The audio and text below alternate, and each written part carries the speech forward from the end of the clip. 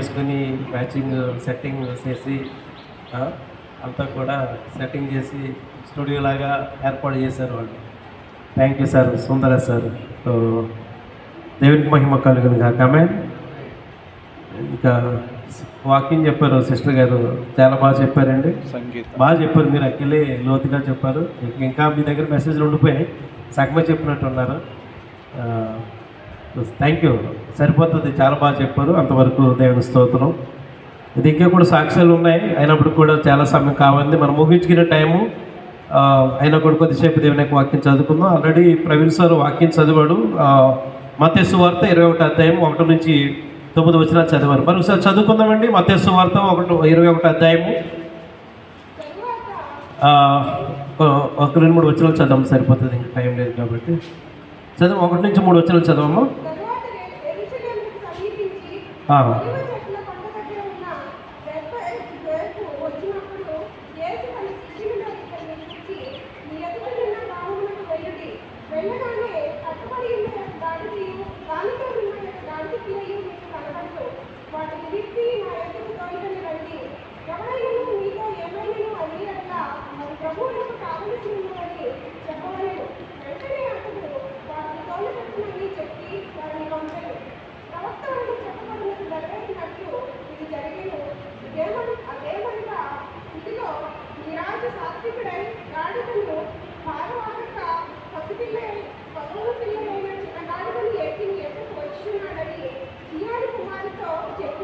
చాలమ్మా, thank you అమ్మా.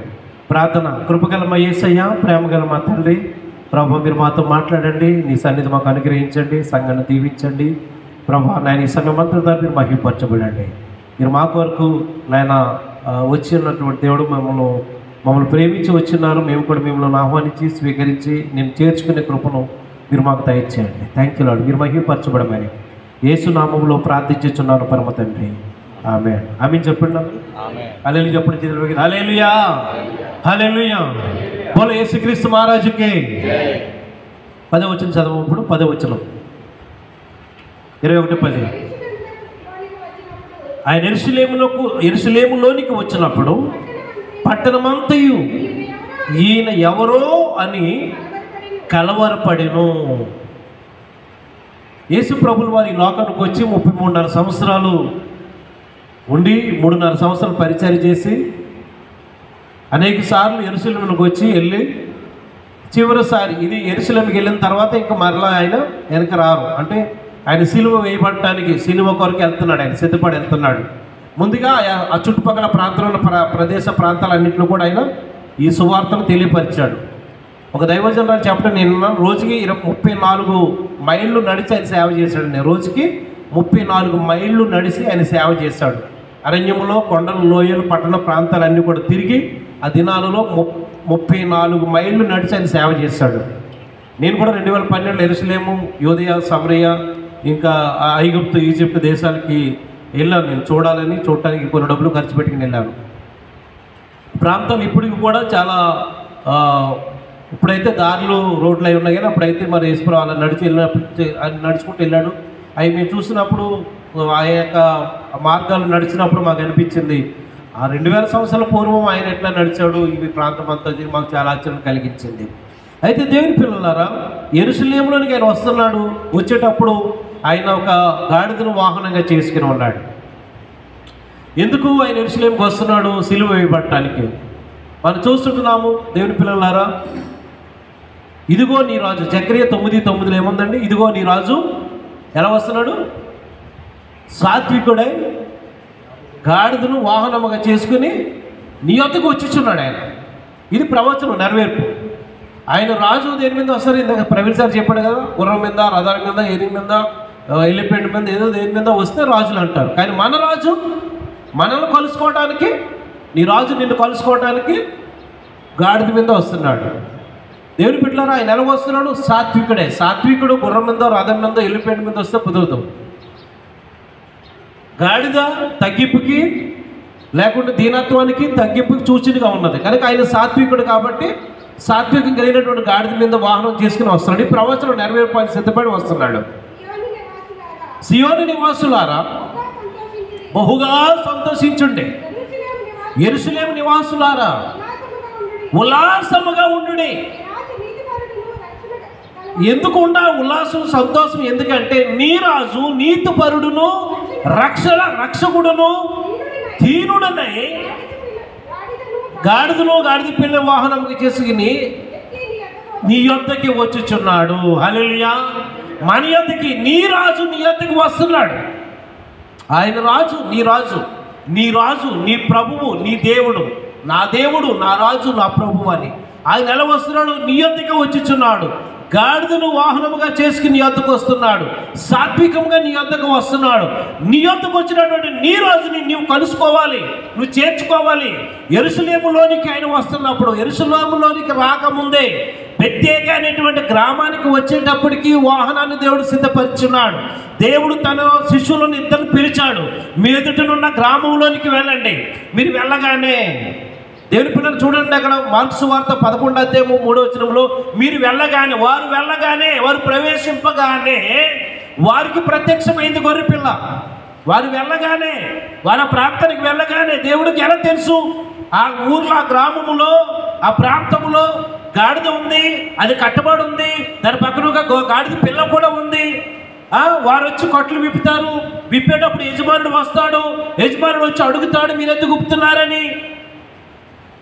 వీళ్ళేం చెప్పాలి? వీళ్ళేం చెప్పాలని చెప్పాడు దేవుడు? ఏం చెప్పని చెప్పాడు? గాడిదని ఉప్పేటప్పుడు యజమానుడు అడిగితే మీరేం చెప్పాలని చెప్పాడు? అనుశేష్ చెప్పండి ఏంటమ్మా? వాళ్ళు యజమానులు అడుగుతారు, ఇది ఎందుకు ఒప్పుతున్నారని అడుగుతాడు. వాళ్ళు అడిగినప్పుడు మీరేం చెప్తారంటే, ఇది ప్రభువునకు కావాల్సినది చెప్పండి. హల్లెలూయా. ఎవరికి కావాలి గాడిద పిల్ల? ప్రభువునకు కావాలని చెప్పండి. ఎట్లండి యేసుప్రభు గారికి ఆయన స్పష్టంగా చెప్తున్నాడు. మన గ్రామంలోకి వెళ్ళగానే, వీళ్ళు అనగానే దొరికిందా? కొన్ని రోజులు దొరికిందా? వెళ్ళగానే వెళ్తేనే ప్రత్యక్షమైంది, ఆడ కనబడుతుంది. గాడిద కట్టబడింది, పిల్ల కూడా ఉంది. వెళ్ళారు. మళ్ళీ డౌట్ కూడా లేదు వీళ్ళకి. వెళ్ళి పట్టుకుతున్నారు. యజమానుడే వచ్చాడు, అడుగుతున్నాడు. వాళ్ళని అడిగాడు ఏంటని. వాళ్ళు చెప్పారు, ఇది ప్రభువునకు కావాలని. అతను వెంటనే తోలు పంపించాడంట. తోలు పంపించాడు. వారు తీసుకుని వచ్చారు. వచ్చినప్పటికీ అందరూ కూడా జనులు సమూహం సిద్ధపడిపోయారు. సిద్ధపడిపోయి ఆ యొక్క గాడిదని వెళ్ళటానికి రోడ్డు అంతా కూడా బట్టలు పరిచారు. మరి ఇటువంటి మట్టలన్నీ కూడా తీసుకొచ్చి చెట్ల కొమ్మలన్నీ నరికి దారి పొడవుని కూడా పరిచేసి ఉన్నారు.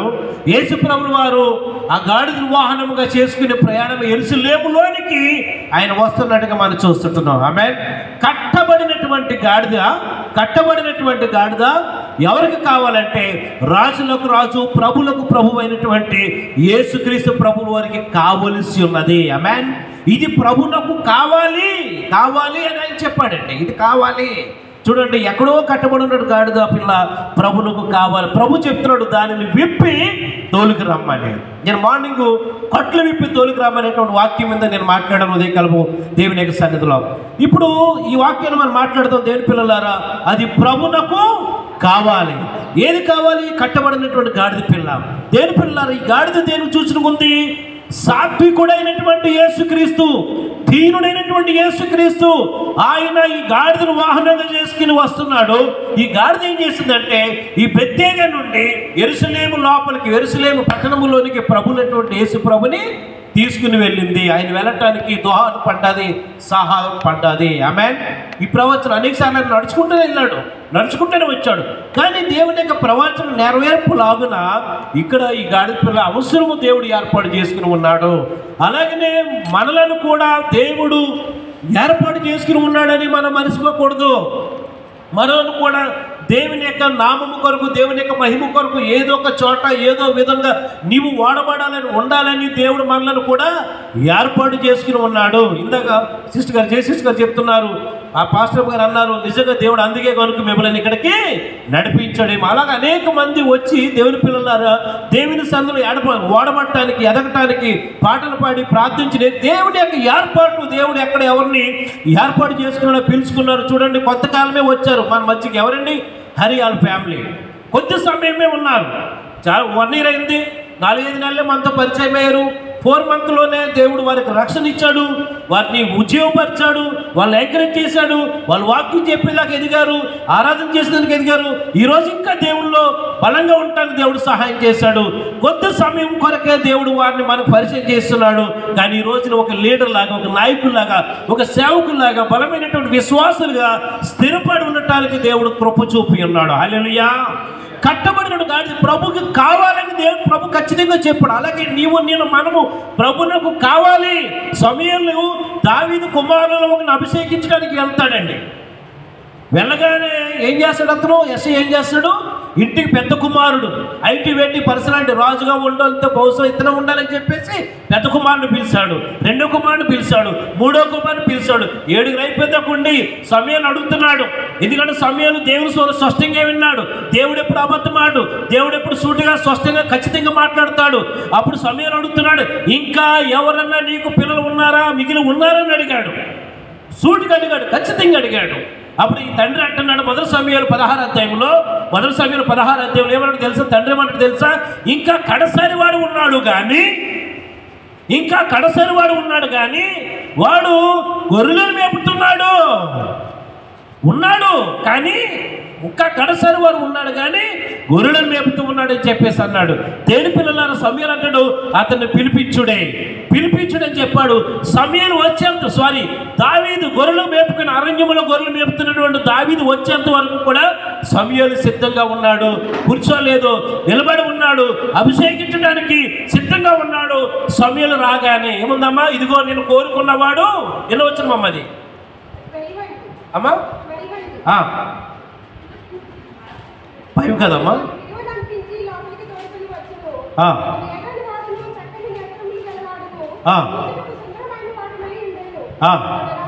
11 వచ్చిన చదవమ్మా. 11 వచ్చును. ఇకను కడసారివాడు ఉన్నాడు అయితే వాడు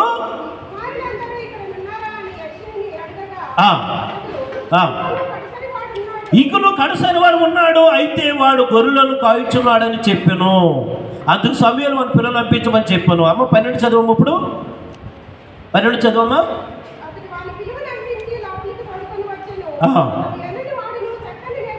గలవాడును చూసినకు సుందరుడై ఉండెను. అతడు రాగానే వినండి, ఎవరు రాగానే? కడసారి వాడు రాగానే, గొర్రెల కాపరి రాగానే, తండ్రికి అతడు అంత ఎన్నికైన వాడు కాదు. రాజు అవుతాడంటే తండ్రి కన్న తండ్రే. నీ కొడుకు రాజు, తండ్రికే నమ్మకం లేదు. కడసారి వాడు, గొర్రెలు మేపేవాడు రాగానే తండ్రి కోరుకోవట్లేదు, అన్నతమ్ములు కోరుకోవట్లేదు. చూడండి ఏమంటాడు, నేను కోరుకున్నవాడు.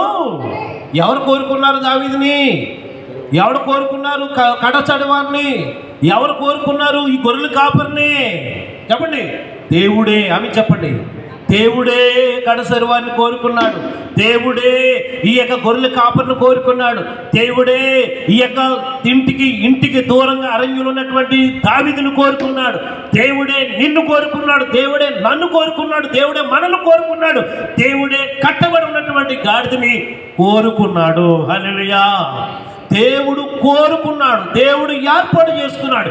ఈ కడసాని వారిని కోరుకుని, ఈ గొర్రెల కాపును కోరుకుని, దేవుడు కోరుకుని అభిషేకించి ఇశ్రాయేలులకి మగుటము లేని రాజుగా దేవుడు ఆశీర్వదించాడు. దేవునికి స్తోత్రం కలుగును గాక. ఆమేన్.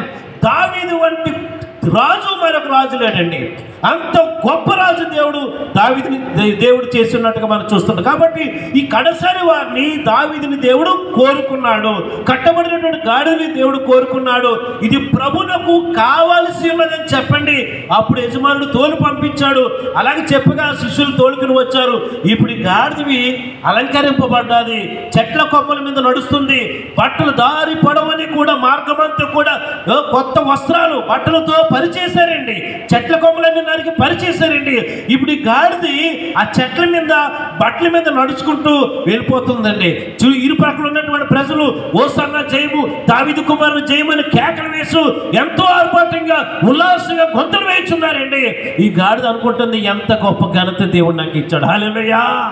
ఎందుకోసం పరిచయని మాటలన్నీ, ఎందుకోసం పరిచయని మాటలన్నీ, ఎందుకోసం ఈ కేకలన్నీ, ఎందుకు ఉత్సాహం, ఈ ఆనందం, ఈ సంతోషం అంటే గాడిద మీద వాహనుడైనటువంటి కూర్చున్నటువంటి యేసు ప్రభుల వారిని బట్టి ఆ గాడిదకి ఘనత వచ్చింది, ఆ గాడిదకి మహిమ వచ్చింది, ఆ గాడిద మూయబడ్డది, వస్త్రములతో కప్పుబడ్డది. దేవుణ్ణి ఎక్కించుకుని వెళ్ళినప్పుడు ఆ గాడిదకి ఎంతో విలువ వచ్చిందండి. హల్లెలూయా. మనము కూడా యేసు ప్రభుని చూడండి, బెత్లెహేము నుండి యెరూషలేముకి గాడిద మోసుకుని యేసు ప్రభు తీసుకెళ్ళింది. అయినా మండే ఒక కార్యం, ట్యూస్డే ఒక కార్యం, వెనస్డే ఒక కార్యం, థర్స్డే ఒక కార్యం. ఆ థర్స్డే గురువారం రాత్రి యేసును బంధించినారు. జరిగింది. ఈ ప్రొసెషన్ అంతా జరగటానికి దేవుడు ఈ గాడిదని దేవుడికి వాహనం ఏర్పాటు చేసుకున్నాడు. దయచేసి గమనించి, అనేక సార్లు ఈ గాడిద మట్టిలో తొలింది, మట్టిలో నడిచింది, ఇసుకలో నడిచింది, నీళ్ళలో బురదలో నడిచింది. కానీ ఎప్పుడైతే యేసు ప్రభు గాడిద మీద వాహనం ఇచ్చాడో, ఎప్పుడైతే యేసు ప్రభు గాడిద మీద కూర్చున్నాడో, మరలా ఆ గాడిదకి ఎంతో ఉన్నతమైన గౌరవము, ఎంతో ఎంతో ప్రేమ, ఎంతో గొప్పతనం వచ్చిందండి. మరలా అది మామూలుగానే ఉండొచ్చు, కానీ యేసుని మోసేంత వరకు, యేసు ప్రభు గాడిద మీద ఉన్నంత వరకు కూడా గాడిదకి ఘనత కలిగింది. హల్లెలూయా. యేసులో ఉంటే, దేవునిలో ఉంటే దేవుడు నిన్ను ఎప్పుడు కూడా సిగ్గుపరచడు. ఆమె చెప్పండి హల్లెలూయా. బైబిల్ చెప్తుంది, నా జనులు మరి అన్నాడును సిగ్గుపడరు. మన దేవునిలో ఉన్నట్లయితే దేవుడు నిన్ను ఏం చేస్తాడు? కనపరుస్తాడు. దేవుడు నిన్ను గౌరవిస్తాడు, దేవుడు నిన్ను ప్రేమిస్తాడు. అనేక జనములకి దీపముగా, వెలుగుగా, ఉప్పుగా, సారముగా, ఆశీర్వాదకరంగా, దీవెనకరంగా నిన్ను మంచి వేస్తాడండి. దేవునికి నీవు కావాలని దేవుడు నిన్ను అడుగుతున్నాడు. నీవు కావాలి, నేను కావాలి, మనము కావాలి. దేవుడు నిన్ను నన్ను మనం కోరుకున్నాడు, ఏర్పాటు చేసుకుని ఉన్నాడు. ఆయనకి నువ్వు వస్తే, ఆయన దగ్గరికి నువ్వు వస్తే ఆయన నిన్ను ప్రేమించి, నిన్ను చేర్చుకుని, నిన్ను ఆశీర్వదించి, నిన్ను దీవిస్తాడు. అనేకులకి ఆశీర్వాదకరంగా నిన్ను మార్చివేస్తాడు. 21:5 మత్తయి సువార్తలో ఏముందంటే, ఆయన సాత్వికుడు. యేసుప్రభు ఎవరు చెప్పండి? సాత్వికుడు. యేసుప్రభు సాత్వికుడు. సాత్వికులు దేవునికి కావాలి. ఆమె చెప్పండి ఆమేన్. ఆమేన్. హల్లెలూయా. దేవుడు సాత్వికుడు, సాత్వికము కలిగినటువంటి వాడు. కాబట్టి దేవునికి కావాల్సింది గర్వించే వాళ్ళు కాదు, విర్రవీగే వాళ్ళు కాదు, అహంకారులు కాదు, తగ్గించుకునే వాళ్ళు కావాలి. తగ్గించుకునే వాళ్ళు, లేకుంటే ఓర్చుకునే వాళ్ళు, సహించుకునే వాళ్ళు, సాత్వికము కలిగవారు దేవునికి కావాలి. ఆమె చెప్పండి ఆమేన్. మత్తయి సువార్త 5:5 చెప్పండి. ఎన్నో వచ్చిన విన్నది, సాత్వికులు ఎవరండి? సాత్వికులు. సాత్వికులు ఎవరండి? ధన్యులు. వారు ఏం చేస్తారు? భూలోకమును స్వతంత్రించుకుంటారు. దేవుని స్తుతించండి. హల్లెలూయా. సాత్వికులు, ధన్యులు. వారు సాధారణమైనటువంటి వారు. తగ్గించుకున్నారా, ఓర్చుకున్నారా, సహించుకున్నారా, సాత్వికంతో ఉన్నారా? ఏమి సులువుగా ఈజీగాంచినవి ఏమొక్కండి. వాళ్ళు రేపు భూలోకమును స్వతంత్రించుకుంటారు. ఆమేన్. హల్లెలూయా. వాళ్ళు చిన్న స్థితి కలిగిన వాళ్ళు కాదండి. శిష్యులు ఏమన్నారండి? ఎర్రవాళ్ళు, వీళ్ళేం చదువుకున్నారు, విద్య లేని పామరులు. లోకం వెళ్తుంది వాళ్ళు ఏంటని చెప్పింది. ఆమేన్. లోకం వాళ్ళు వెంబడిస్తుంది. వాళ్ళు క్రీస్తులో జీవాన్ని కలిగి ఉన్నారు. వారు మరణిస్తే మహిమలోకాన్ని ప్రవేశిస్తారు. వాళ్ళు ఈ లోకాన్ని సంపాదించుకోవాలని, ఈ లోకంలో పేరు ప్రతిష్ఠ సంపాదించుకోవాలి. దేవుని కొరకు వారు ఏమైపోయారండి? వెర్రివారిగా అయిపోయారండి. దేవుని కొరకు వెర్రివారిగా ఏ మాత్రం కూడా వారు అతిశయించలేదు, గర్వించలేదు. దేవుని పిల్లలు దయచేసి గమనించండి. మనం సాత్వికుడు దేవుడు. సాత్వికులు దేవునికి కావాలి. నీకు సాత్వికం కావాలి. మోసే గురించి చెప్పండి. సంఖ్యాకాలం 12 ఎవరైనా చదవండి. మోసే గురించి, మోసే ఏమని చెప్పాడు దేవుడు? మోసే గురించి ఏమని చెప్పాడు? మోసే ఈ భూమి మీద ఉన్న అందరిలో చెప్పండి మిక్కిలి సాత్వికుడు. దేవుని స్తోత్రం కలుగును గాక. హల్లెలూయా. ఈ భూమి మీద ఉన్న వారందరిలో, ముఖ్యంగా నా ఇల్లు అంతట్లో అన్నాడు. ఏమన్నాడు? నా ఇల్లు అంతట్లో. దేవుని ఇల్లు ఎక్కడ చెప్పండి? ఎక్కడ దేవుని ఇల్లు అంటే ఏంటి? మోసే దేవుడు ఏం చెప్పాడు? మోసేకి ఏమాకు చెప్పించాడు? మందసమును తయారు చేయ. ఆమేన్. దేవుని మందసాన్ని తయారు చేశాడు. ప్రత్యక్ష గుడారాన్ని తయారు చేశాడు. ప్రతి చోట ప్రత్యక్ష గుడారం పెట్టిన మందసాన్ని కట్టినప్పుడు నమ్మకముగా పనిని జరిగించాడు మోసే. ఆమె చెప్పండి ఆమేన్. ఎంతో నమ్మకంగా. చూడండి, వెండి బంగారము వెలలేనిది వచ్చేది, కానీ ప్రతి చోట కూడా దేన్ని కూడా అని పట్టించుకోదు. మోసే నా ఇల్లంతట్లో నమ్మకమైన వాడని చెప్పాడు. చదవము 12:1. మోసే ఎటువంటి వాడు? మిక్కిలి. మోసే ఎటువంటి వాడమ్మా? సంఖ్యాకాండం 12:2. 12:2 12:3. సంఖ్యాకాండం 12:3 వచ్చినాడు. మోసే భూమి మీద ఉన్న వారందరిలో అమ్మ ఎంత ఎంత సాత్వికుడమ్మా? మిక్కిలి సాత్వికుడు. ఒకసారి మోసే బ్యాక్గ్రౌండ్కి వెళ్ళండి. ఐగుప్తు దేశంలో మోసే ఎటువంటి సకల విద్యలు అభ్యసించినటువంటి వాడు. ఆమె ఎన్ని విద్యలండి? ఎంత చదువుకున్నాడు మోసే? మరో ఇంట్లో ఉన్నాడండి, రాజకుమారుడు అండి. ఈ కొదువు ఉంది ఆయనకి, ఏమన్నా కొరత ఉందండి? ఆ దినాలలో ఆయనే కదా చక్రవర్తి, ఆయన తిరిగిలేదు, ఏమీ లేదు. అటువంటి గొప్పవాడు, అధికారం కలిగినటువంటి వాడు, అన్ని కలిగినటువంటి వసతులు సదుపాయాలు కలిగినటువంటి వాడు, మేధస్సు కలిగినటువంటి వాడు, సకల విద్యలు అభ్యసించినటువంటి వాడు. ఆయనకేం తిరిగిలేదు, కొదువు లేదు. ఇశ్రాయేలును ఎవరు కొట్లాడుకుంటున్నట్టు దగ్గరికి వెళ్ళాడు. ఒక దెబ్బకు ఒక అతను చంపి కొట్టుపడి తప్పుతాడు, ఇసుకలో కప్పెట్టేస్తాడు. ఇసుకలో కప్పెట్టడం అంటే అది చాలా కష్టమైన.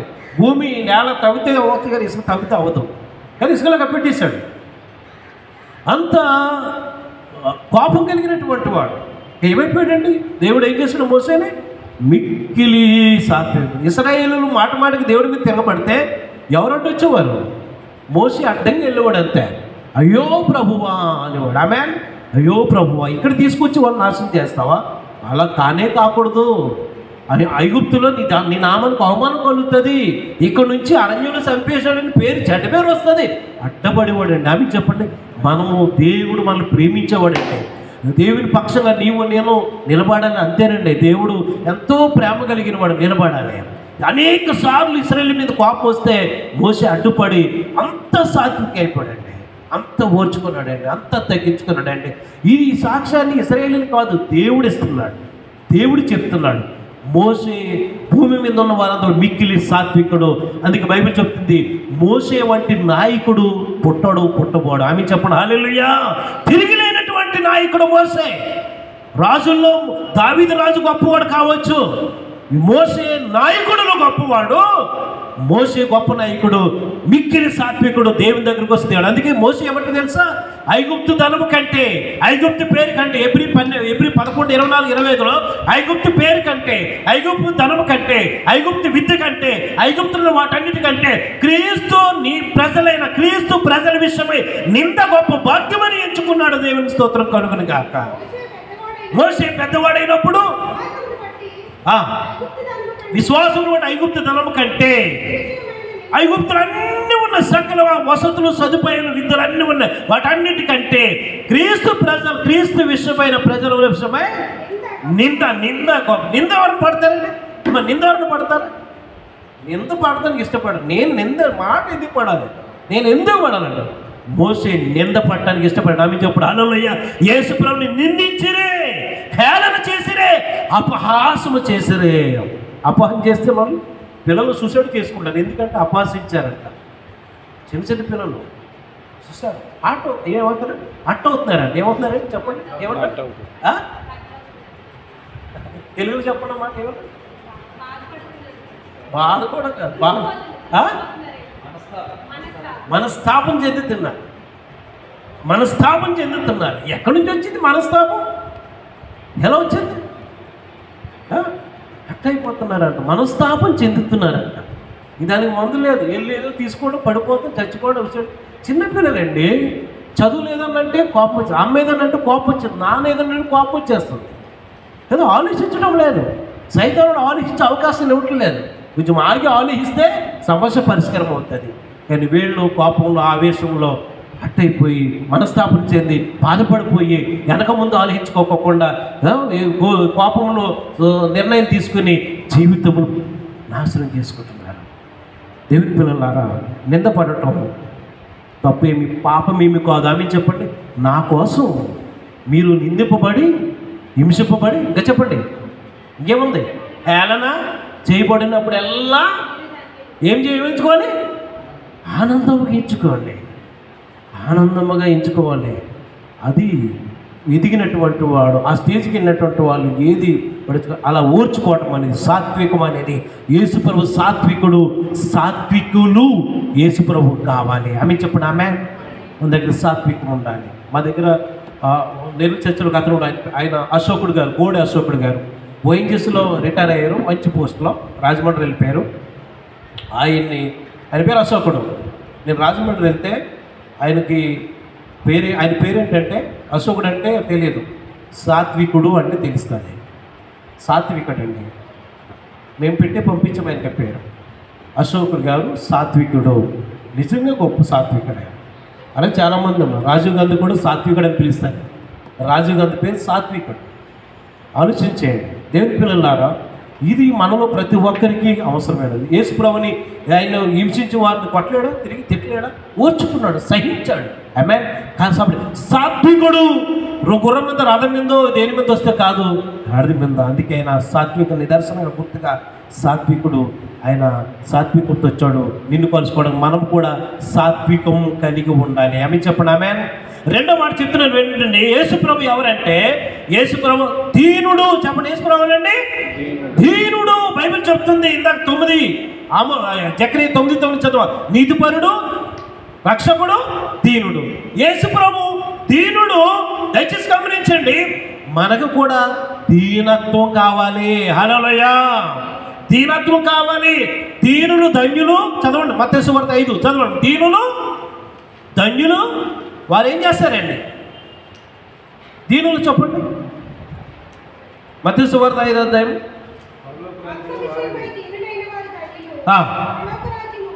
దేవుని స్తోత్రం చెప్పండి. హల్లెలూయా. భూలోక రాజ్యం ఎవరిది? చదువు కదా, సాత్వికులు. చెప్పండి, భూలోకం ఎవరిది? వారు భూలోకం అంతా వాళ్ళది. దీనుంది, పరలోకం దీనుందంట. ఆమె. కాబట్టి దీనుడు, యేసు ప్రభు దీనుడు. దేవునికి దీనుడు కావాలి. దీనులు పరలోకాన్ని స్వతంత్రించుకుంటారు. కాబట్టి దేవుని పిల్లలారా, నీకు దీనత్వం కావాలి, దీనుడు కావాలి. బైబిల్ చెప్తుంది యెషయా 66:2 ఎవడు దీనుడై ఎవరైనా కావచ్చు, నువ్వు ఏమైనా కావచ్చు, కానీ దీనత్వం కావాలి. ఆమేన్. హల్లెలూయా. దీనత్వం కావాలి. దీనులు దేవునికి కావాలి. గర్వించే వాళ్ళు, రోధించే వాళ్ళు కాదు, పట్టింపులు కలిగిన వారు కాదు, తగ్గించుకునే వాళ్ళు, ఓర్చుకునే వాళ్ళు, దీనత్వం కలిగినటువంటి వారు దేవునికి కావాలని దేవుని యొక్క వాక్యం సెలవిచ్చుచున్నది. నీవు దీనుడు అయితే ధన్యుడువు, పరలోక రాజ్యము నీది. ఆమేన్. నువ్వు దీనుడు కావాలి, నేను దీనుడు కావాలి, దీనత్వం కావాలి. బైబిల్ చెప్తుంది దేవుని పిల్లలారా, దీనులు ధన్యులని దేవుని యొక్క వాక్యం సెలవిచ్చుచున్నది. 1 పేతురు 5:8 ఏముందంటే, దేవుని పిల్లలారా, ఆయన బలిష్టమైన చేతి కింద. అమ్మా, ఎవరండి బలిష్టమైన చేతి కింద? దేవుడు మిమ్మలను తగిన కాలమందు హెచ్చించినట్లు. 7వ వచనమమ్మా.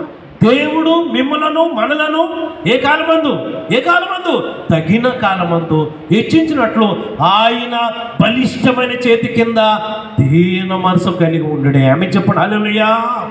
హెచ్చించు దేవుడు ఎప్పుడు హెచ్చిస్తాడు? దీనత్వం కలిగినప్పుడు, దీన మనసు కలిగినప్పుడు దేవుడిని హెచ్చించక మానడు. దేవునికి కావాల్సింది దీనులు కావాలి. నువ్వు దీనుడు అయితే దేవునికి నువ్వే కావాలి. దేవుడు నిన్ను హెచ్చించటానికి, దేవుడు నిన్ను హెచ్చిస్తాడు. తమ్ముడు ఎంతగా హెచ్చిస్తాడంటే, చూడండి, కొండల కంటే అధికముగా నిన్ను హెచ్చిస్తాడు. కొండలు అంటే ఏంటి చెప్పండి? కొండలు దేనికి సూచనగా ఉన్నాయి? కొండలు దేనికి చూస్తున్నాయి? నీకు అడ్డుగా ఉన్నటువంటి సమస్యలకి, ఆటంకాలకి. చెప్పండి, దేనికండి? ఆటంకాలు, సమస్యలు, శోధనలు, పరిస్థితులు కొన్నిసార్లు మనకి ఎలా కనపడతాయి? మనకు వచ్చిన సమస్య మనకంటే గొప్ప. అయ్యో, ఈ పని వల్ల కాదు, ఈ కొండ ఎక్కలేను, ఈ పని నేను చేయలేను అని ఈ సమస్యలకి సాదృశ్యం ఈ ఎత్తుకున్న పర్వతాలు, శిఖరాలు లాంటి సమస్యలు, వీటన్నిటికంటే నేను హెచ్చిస్తాడు. ఆమె చెప్పండి. ఆమేన్. ఈ కొండలు కాదు, సమస్యలన్నిటి పైగా నేను హెచ్చిస్తాడు, బాధలన్నిటి పైగా నేను హెచ్చిస్తాడు, ఆటంకాలన్నిటి పైగా నేను హెచ్చిస్తాడు. నువ్వు హెచ్చుగా ఉంటావు, సమస్యలన్నీ నీ కింద ఉంటాయి, వాటన్నిటి కూడా తొక్కుకుంటూ వెళ్ళిపోతావు. చేతుల పైకి తల్లి చెప్పండి. హల్లెలూయా. నువ్వు దీనుడు అయితే సమస్యలు నీ కింద ఉంటాయి. దేవుడు నేను సమస్యల పైకి ఎత్తివేస్తాడు, నేను హెచ్చించి నేను కనపరుస్తాడు. కాబట్టి దీనులు కావాలి దేవునికి, దేవుడు రక్షిస్తాడు. బైబిల్ చెప్తుంది 149 సామ్స్ 149 కీర్తన 4వ వచనంలో దీనులను దేవుడు రక్షణతో అలంకరించును అనే మాట నాకు కనబడుతున్నది. మీరు చూడండి, వీలైతే చదవండి. 149 సామ్స్ 149 కీర్తన 4వ వచనంలో దీనులను దేవుడు దేంతో అలంకరిస్తాడు? రక్షణతో. రక్షణ అనేది ఒక అలంకరణ. ఆ రక్షణతో దేవుడిని అలంకరిస్తున్న బైబిల్ చెప్తుంది. కాబట్టి దీనులు ధన్యులు, దీనులు దేవునికి కావాలని దేవుని యొక్క వాక్యం తెలియజేస్తున్నది. నువ్వు దీనుడు అయితే దేవుడు నిన్ను ప్రేమించుచున్నాడు, నీలంటూ వారే దేవునికి కావాలి అని దేవుని యొక్క వాక్యం సెలవిచ్చుచున్నది. 2 మాటలు చెప్పి ముగిస్తానండి. యేసు ప్రభు అన్నిటికంటే ముఖ్యంగా ప్రాముఖ్యమైన అంశమే దేవునికి ఉండవలసిన లక్షణాలలో ప్రాముఖ్యమైన లక్షణం పరిశుద్ధత. ఆమె చెప్పండి ఆమేన్. పరిశుద్ధత లేని వాడు దేవుడే కానేరండి. కానీ మన ప్రభు అయినటువంటి యేసుక్రీస్తు పరిశుద్ధుడు, పరిశుద్ధుడు, పరిశుద్ధుడు. ఆయన ఏమాత్రం కూడా ముడత మచ్చ డాగు కలకమేమి లేనివాడు, నిష్కలంకుడు. ఆయన చూసినట్లయితే పరిశుద్ధుడు బైబిల్ చెప్తుంది. దేవుని పిల్లలారా, పరిశుద్ధులు దేవునికి కావాలని బైబిల్ చెప్తుంది. హల్లెలూయా. చెప్పండి, ఎవరు కావాలని దేవునికి? సాత్వికులు దేవునికి కావాలి. ఎందుకంటే దేవుడు సాత్వికుడు కాబట్టి. దేవుని పిల్లలారా, దీనులు దేవునికి కావాలి. ఎందుకంటే దేవుడు దీనుడు కాబట్టి. 3వదిగా పరిశుద్ధులు దేవునికి కావాలి. ఎందుకంటే ఆయన పరిశుద్ధుడు కాబట్టి. నువ్వు అవునన్నా కాదన్నా, నువ్వు ఒప్పుకోకపోయినా యేసు పరిశుద్ధుడు అని బైబిల్ చెప్తుంది. కాబట్టి బైబిల్ చెప్పిన మాట బట్టి నేను పరిశుద్ధంగా జీవించాలి. ఆమేన్. బైబిల్ చెప్తే యోహాను 1:46 చదవండి.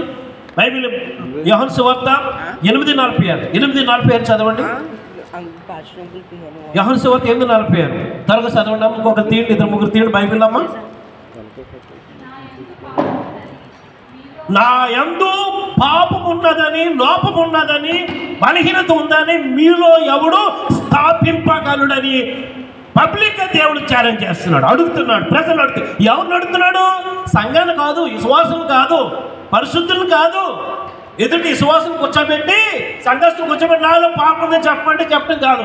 ఆయన మీద నేరాలు మోపేవారు, నిందలు మోపేవాడు. ఆ టైం ఉంటే, అవకాశం వస్తే కోడిగుడ్డు మీద ఎడ్లు పీకినట్టుగా యేసుప్రభుని ఎక్కడ పట్టుకుందామా, ఎక్కడ దొరుకుతాడా, ఎలా యేసు నిందుందామా అనేటువంటి వారి మధ్యకి వెళ్ళి శాస్త్రం దగ్గర, పరిచయం ఎత్తుతా ఎప్పుడైతే యేసు నిందించాలనుకుని, యేసు తప్పుడు పట్టాలనుకుని వారి దగ్గరికి వెళ్ళి అడుగుతున్నాడు. నా యందు, నాలోన లోపం, పాపం ఉన్నదని మీలో ఎవడు స్థాపించగలుగుతాడు అని ఛాలెంజ్ చేసినటువంటి యేసు ప్రభువు వారు. ఆయన పరిస్థితులు, ఆయన జన్మలో పాపము లేదు, మరణంలో పాపము లేదు, ఆయన జీవితంలో పాపము లేదు. దేవుని స్తోత్రం కలుగును గాక. హల్లెలూయా.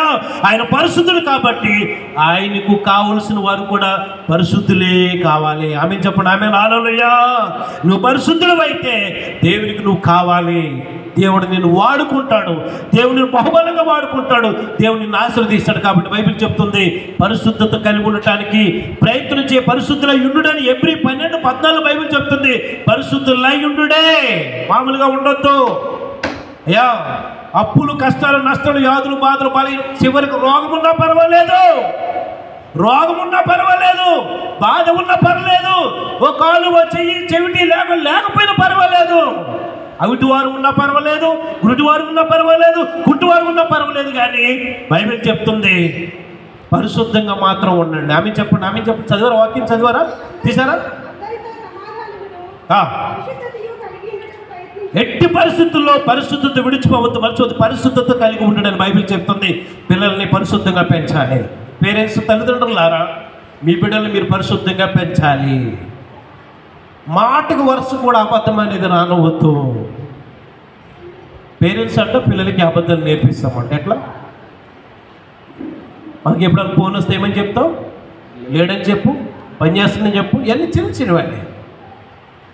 రేపు పిల్లలు పెద్దవాళ్ళు అయిందనుకోండి, ఇవే చెప్పటం కదా, ఇవి చిన్న అనుకుంటాం. కానీ వాళ్ళ చేతే మనము ఈ మిస్టేక్ చేపిస్తున్నాం. ఈ మిస్టేక్లు, బలహీనతలు అన్నీ బరువై రేపు వాళ్ళు దేవునికి దూరం అయిపోతున్నారు.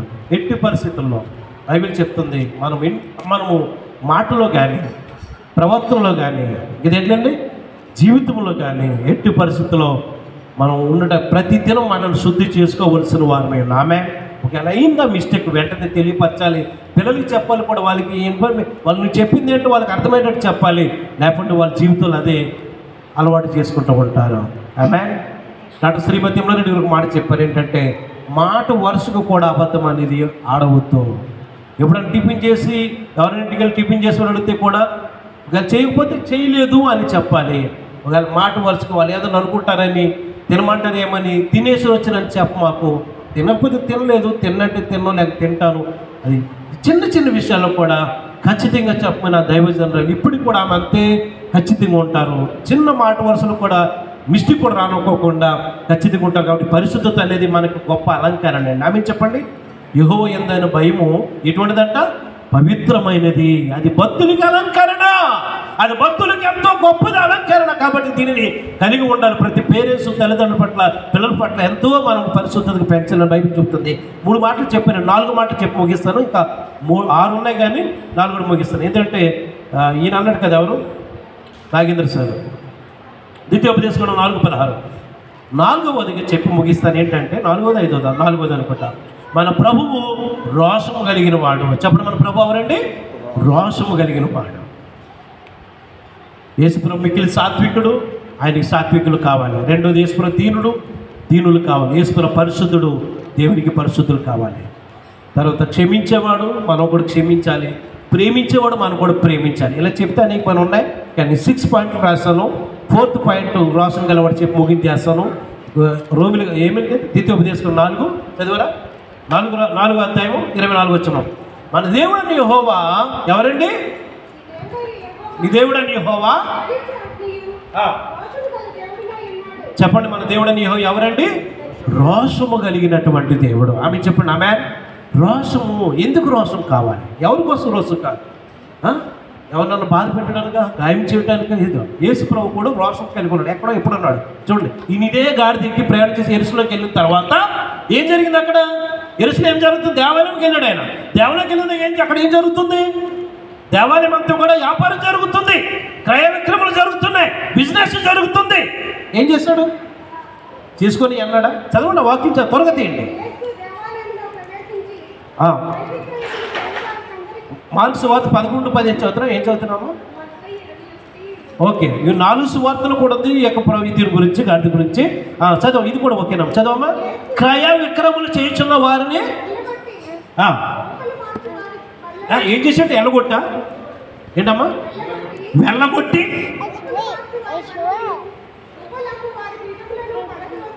పడద్రోసి. ఎప్పుడైతే దేవుని మందిరం ఏమవుతుందో, దేవుని మందిరం ఏంటమ్మా? ఏ మందిరమా? ప్రార్థనా మందిరం అనబడును. అయితే మీరు దానిని దొంగల గుహగా చేసి ఉన్నారు. అంతేనమ్మా? దేవుడు ఈ గాడిద ప్రయాణం చేసి యెరూషలేముకి డైరెక్ట్ ఎక్కడికి వెళ్ళాడు? యెరూషలేము దేవాలయంలోకి వెళ్ళాడు. వెళ్ళినప్పుడు ఏం జరుగుతుంది? వ్యాపారం జరుగుతుంది, ఆరాధన జరగవలసిన చోట, ప్రార్థన జరగవలసిన చోట, వర్షిప్ జరగవలసిన చోట. అంతే. అప్పుడు చాలా పెద్ద దేవాలయం, చుట్టూరు పెద్ద ప్లేస్ ఉంటుంది. దేవాలయం లోపలంటే లోపల కాదు, దాని చుట్టూరు ప్రాంగణం ఉంటుంది. ఇలాగా ఈ స్కూల్ చుట్టూరు ఉన్నట్టుగా ఇది స్కూల్ లోపల మనం మీరు ప్రాంగణం చేసుకున్నాం. అలాగే ఈ చోట అంతా కూడా వ్యాపారం ఉన్నది. యెరూషలేము బోలు మంది వస్తారు కదా, వాళ్ళందరూ కూడా ఇలా చేస్తున్నారు. దేవుని పిల్లలు అంతా వ్యాపారం. అందరూ చూసి ఏం చేశాడు? పోనీ అనుకున్నాడా? ఊరుకున్నాడా? లేదు. ఆయన రోషం. దేని పెట్టారా? ఎప్పుడైతే పరిశుద్ధమైన స్థలము అపవిత్రత అయిందో అప్పుడు మనకు రోషం రావాలి. ఆమేన్. ఎప్పుడైతే దేవునికి ఇష్టమైంది పాడైపోతుందో, దేవుడు కోరికలు పాడైపోతుందో, ఎప్పుడైతే మన దేవునికి అయిష్టం ఉన్నామో అప్పుడు మనకు రోషం రావాలి. పాపం మీద రోషం రావాలి, పడుదల రావాలి. ఆమె చెప్పండి, హల్లెలూయా. చెడు మీద రోషం రావాలి, పడుదల కావాలి. నేను చెయ్యను, నేను వెళ్ళను, నేను తినను, నేను వాటి చోటికి వెళ్ళను, పాపం చేయను, అబద్ధం ఆడను. రోషం మీద రావాలి. యేసు ప్రభువు వారు కూడా దేవాలయంకి వెళ్ళి శుద్ధి చేశాడు. క్రయ విక్రమం చేసిన వారు తొలగొట్టేశాడు. దేవుని పిల్లలారా, యేసు ప్రభు రోషం చూపించాడు. ఆ స్థలంలో రోషంగా ఉన్నాడు. సిలువ దగ్గరికి వెళ్ళి ఏం చేశాడు? ఏం చేశాడండి? తన కొట్టు వారిని, దించు వారిని, తండ్రి వీరేమి చేస్తున్నారో వీరిని క్షమించుము అని. గమనించారా దేవుని పిల్లలారా? ఎక్కడ ఆయన కోపడ్డాడు? ఎందుకు కోపడ్డాడు? ఎక్కడ ఆయన తగ్గించుకున్నాడు? ఎందుకు తగ్గించుకున్నాడు? ఎక్కడ ఓర్చుకున్నాడు? చూడండి, అక్కడ అది చేయకపోతే వాళ్ళందరికీ కూడా యేసుప్రభు మీద కోపం రాదు. యేసుప్రభు మీద కోపం రాకపోతే యేసుప్రభు సిలువ వేసుకోవడం ఎవరేస్తారండి? తాను సిలువ వేసుకోవడానికి తానే వారందరిని కూడా వ్యతిరేకతగా తెచ్చుకున్నాడు. ఎందుకంటే సిలువ కార్యం జరగాలి, తప్పించుకోవడానికి రాలేదు, సిలువలో ప్రాణం పెట్టడానికి వచ్చాడు. ఆమె చెప్పండి, హల్లెలూయా. ఆయన సిలువ వేయాలి, కఠినంగా యేసుప్రభు చంపబడాలి, కఠినంగా మేకులు కొట్టాలి, కఠినంగా సిలువ వేయబడాలి. వేయబడాలంటే ఏం చేయాలి? వారందరిని కూడా రెచ్చగొట్టాడు ఆయన. కోపంతో ఆవేశంతో వాళ్ళందరూ కూడా ఈయన మీద కోపం తెచ్చుకున్నట్టుగా చేశాడు పరిస్థితిని. ఈయన క్రియేట్ చేశాడు. వాళ్ళందరికీ ఇంకా కోపం వచ్చేసిందంట. ఇంకా కోపం వచ్చి ఎప్పుడు పట్టుకుందామా, ఎప్పుడు బంధించేద్దామా, వాళ్ళందరికీ కూడా కోపం ఆవేశం తెచ్చుకునేటట్టు చేసుకున్నారు. సమయం ఎప్పుడు వచ్చింది? దేవుడు ఎప్పుడు అనుమతి ఇచ్చాడు తండ్రి యేసుప్రభువుని పట్టుకోవడానికి? గురువారం రాత్రి సమయంలో ఆయన పట్టుకోవడానికి అవకాశం ఇచ్చాడు. అప్పుడు ఆయన అన్నాడు కదా, ఏమన్నాడు? నేను మీతో ఉన్నాను కదా అని అన్నాడు. కానీ ఇది సాతాను చీకటి గడియ, చీకటి సమయం అని చెప్పేసి అన్నాడు, అనుమతినిచ్చాడు. దేవుని పిల్లలారా, యేసు ప్రభు నీ రాజు నీ యొద్దకి గాడిద మీద వాహనుడై సాత్వికంతో వచ్చుచున్నాడు. నువ్వు ఆయన చేర్చుకో. దేవునికి సాత్వికులు కావాలి, దీనులు కావాలి, పరిశుద్ధులు కావాలి, రోషము కలిగిన వారు కావాలి, శత్రువులను ప్రేమించేవారు కావాలి. ఎందుకంటే ఆయన ప్రేమించాడు, ఆయన శత్రువులను ప్రేమించాడు. యేసు ప్రభు క్షమించాడు. ఇతరులను క్షమించేవారు దేవునికి కావాలి. నీవు నేను మనం దేవుని పిల్లలారా, దేవుని పిల్లలకి నిదర్శనం ఇదే. ఓర్చుకోవాలి, తగ్గించుకోవాలి, క్షమించాలి, దీవించాలి, ప్రేమించాలి. ఇవి క్వాలిటీస్, దేవుని ఉన్నటువంటి లక్షణాలు ప్రతి క్రైస్తవుల్లో ఉండాలి. ఇవి ఉన్నప్పుడే నీవు ఫలవంతుడు అవుతావు, నీవు ధన్యుడు అవుతావు, నీ జీవితం ఫలభరితం అవుతుంది. ఇవి లేకోకుండా మనం ఎన్ని ప్రార్థన చేసినా దేవుడు మనల్ని అంగీకరించాడు. ప్రభు ప్రేమతో పిలుచుచున్నాడు. ఈ యొక్క పామ్ సండే మట్టలాదివారం ఏంటంటే ఆయన సాత్వికుడు. నీ దగ్గర సాత్వికం ఉందా? ఆయన దీనుడు, నీ దగ్గర దీనత్వం ఉందా? యేసు పరిశుద్ధుడి దగ్గర పరిశుద్ధత ఉందా? సహించుకుని ఓర్చుకునే మనసు ఆయనకి నీకు ఉందా? మనసు దేవుని కొరకు నిలబడే రోషం నీకుందా? పౌరుషం నీకుందా? దేవుడు అలాంటి వారు దేవునికి కావాలి. నువ్వు కట్టబడి ఉన్న పర్లేదు, దేవుడు విప్పుతాడు. దేవుడు విప్పి నిన్ను వాడుకుంటాడు. ఆమె చెప్పండి హల్లెలూయా. నీ బలము నీ ధనము కాదు దేవునికి కావాల్సింది, నీవు కావాలి, నీవు కావాలి. దేవుడు నిన్ను వాడుకుంటాడు, దేవుడు నిన్ను దీవిస్తాడు, దేవుడు మనం బలపరుస్తాడు. దేవుడు ఎంతో ఉన్నతమైన వాడు. నేను ఇలా కట్టబడి ఉన్న చిన్న గాడిదలు అంటోండి 25 సంవత్సరాలు అయింది పరిచర్యకు వచ్చి. ఏమీ లేదు, ఒక కంజీలు పట్టుకొని సేవకు వచ్చాం మేము. చిన్న కంజీలు వాయించారు కదండి, అది పట్టుకొని సేవకు వచ్చాం మేము. ఆ కంజీలతో మా సేవ ప్రారంభమైంది. ఏది కొనాలన్నా భయపడే వాళ్ళు ఆలోచించేవాళ్ళం. నిన్నటి రోజుని ఈ ప్యాడు, యమహా ప్యాడు 60,000 రూపాయలు ఒక ఫ్యామిలీ కొనిచ్చింది దేవుని యొక్క సేవకి, మందిరానికి. హల్లెలూయా. ఇది దేవుని సేవలు అలా ఉండిపోవాలి. రాజీవ్ గాంధీలో ఆల్రెడీ ప్యాడ్ కొన్నారు, మనం వాడుతున్నాం. వాళ్ళు వెళ్ళిన చోటలు దాన్ని వాడుతున్నారు. అయితే నెలలో ఫిక్స్గా ఆ మందిరంలో ఉండాలి అని చెప్పేసి ఒక ఫ్యామిలీ ఒక 60,000 పెట్టి, అది నిన్న సాయంకాలమే కొనిచ్చాం. నిన్న తీసుకుని కొనుక్కొని వచ్చాం. రాత్రి కొంచెంసేపు జోయిల్ ప్రాక్టీస్ చేశాడు. ఇంకా నేర్చుకోవాలి అని చెప్పేసి ఆయన కూడా లేదు, తీసుకురా, అది మందిరంలో వాడబడాలి, ఎవరికైనా వాయిస్తారని చెప్పి తీసుకురావడం జరిగింది. ఈరోజు సంఘాన్ని దేవుడు ఆస్వాదించాడు. 4-5 చోట్ల పరిచర్య జరుగుతుంది. మహారాష్ట్ర దర్శనం ఉంది. బీలపూర్ సంభాజీ నగర్లో పేద పిల్లలను చదివిస్తున్నాం. ఒక 45 మంది పిల్లలు రోజు చదువుకుంటున్నారు. వాళ్ళకి ఎడ్యుకేషన్ ఇస్తున్నాం, ట్యూషన్ క్లాస్ నేర్పిస్తున్నాం. ఒక 2 ఉన్నారు, అక్కడ హెల్ప్ చేస్తున్నారు, పని చేస్తున్నారు. అలాగే కొంతమంది సేవకులకి సపోర్ట్ చేస్తున్నాం. కర్నూలులో కానీ, మహారాష్ట్రలో కానీ, ఇండోర్లో కానీ, యూపీలో కానీ కొంతమంది సేవకులకి కాంటాక్ట్లో ఉన్నాం. ఈ చిన్న పరిచయం, ఈ చిన్న సేవకుడిని, ఈ చిన్న గాడిదలంటే నన్ను దేవుడు పట్టుకున్నాడు, ఏర్పాటు చేసుకున్నాడు. దేవుడు నాకు ఇచ్చిన ఈ కానుకల్లోంచే, ఈ సేవలోంచే బార్వాడ్ స్కూల్ పరిచర్య చేయటం కానీ, వాళ్ళకి జీతాలు ఉండటం కానీ, ఇంకా కొంతమంది సేవకులకి సపోర్ట్ చేయటం కానీ. దేవుని పిల్లలారా, దేవుడు మీ అందరి యొక్క సహకారంతో ముందుకు నడుస్తుంది. ఈరోజు మీ వంతు వచ్చింది, మీరు నిలబడ్డారు. ఈరోజు మీ యొక్క అవకాశం వచ్చింది. దయచేసి రండి, మనం అందరం కలిసి తెలుగు పరిచర్యని సేవను ముందుకు నడిపిద్దామండి. మీలో ఎవరన్నా కూడా మనం అందరం కూడా కలిసి ఈ పరిచర్య ముందుకు సాగుతాం. ఎవ్రీ సాటర్డే, ఎవ్రీ సండే మన సుందరాజ్ సారు బాగా ఎంకరేజ్ చేస్తున్నాడు, అన్ని ఇన్వాల్వ్మెంట్ చేస్తున్నారు. అలాగే మనలో ప్రతి ఒక్కరూ కూడా ఈ పరిచర్యను ముందుకు వచ్చి వాడబడి దేవుని మహిమపడతాం, దేవుని గణపడతాం. దేవుడు నమ్మదగిన వాడు. వచ్చే గుడ్ ఫ్రైడే 7 మాటలు ఉంటే ఒకటే సర్వీస్ ఉంటుంది. దయచేసి అర్థం చేసుకోండి.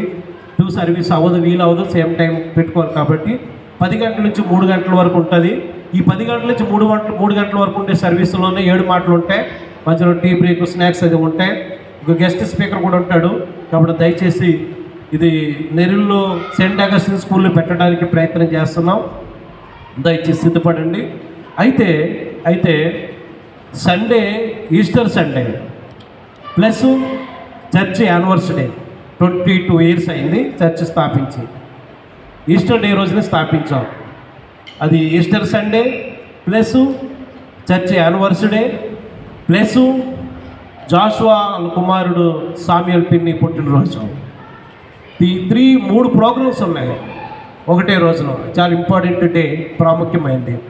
సో ఇప్పుడు మీరు ఇక్కడ సాయంకాలం సర్వీస్ ఎలాగ పెట్టుకుందాం అని అంటే సాయంకాలం పెడదాం, లేకుంటే ఒకటే కంబైన్డ్ సర్వీస్ పెడదాం. చర్చ్ యానివర్సరీ ప్లస్ బర్త్డే ఉంది, ఎందుకంటే వాళ్ళు కూడా మిమ్మల్ని పిలవడానికి ఇష్టపడుతున్నారు. అందరికీ భోజనాలు లంచ్ ఉంటాయి. సో మిమ్మల్ని కూడా అక్కడ ఇన్వాల్వ్మెంట్ చేయాలని ఆశపడుతున్నారు. కాబట్టి ఇప్పుడు మీరు చెప్పే దాన్ని బట్టి మీ ప్రయత్నాన్ని బట్టి మనం ముందుకెళ్దాం. లేకుంటే సాటర్డే లోపు ఫ్రైడే లోపు మనం ఈ విషయంలో ఆలోచించేద్దాం.